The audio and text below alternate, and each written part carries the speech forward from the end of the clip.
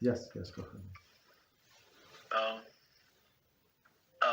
there's another question that was put on the board before the class started, but may I ask a question in regards to today's topic that I Go ahead. forgot to? Yes, go ahead. This is part from the book that we read today that kind of surprised me a lot, and it says when he mentions this issue about lazy people, it says, however, one who is capable of working but is lazy and does not want to is only permitted to receive a sum of money that can be used to set himself up in a business that will generate a source of income. And I found this honestly like very surprising. Is this some sort of like implying that perhaps Allah is a little bit indulgent with this lazy people, or is this like depending on the situation?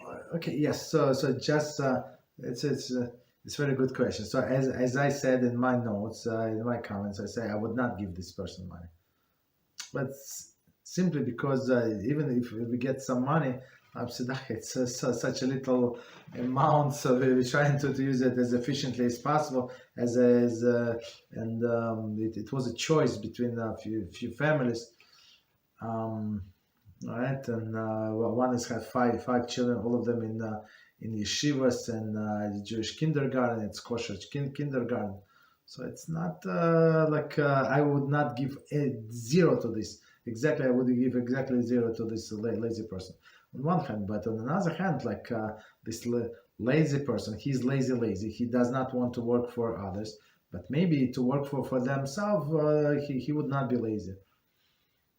You understand? So when person, like even lazy person loves money, like he wants to get money, and in order to get money, so he need to work. So maybe if we give him some capital and he can start his own business, like of course, as we said, the rabbi must be consulted. We have to talk to the person, ask him some tricky questions, and see how he handles himself. Right? Many people are not too sophisticated. If you ask like tricky question, they're going to fail.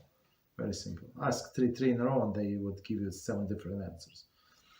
Okay, so that's so if you see he's not interested, so just let him be. But Torah, of course, we don't anybody to die on one hand. On the other hand, we're not responsible for everybody. If he does not want to help himself, so let him be. Thank you, Rabbi. You're welcome.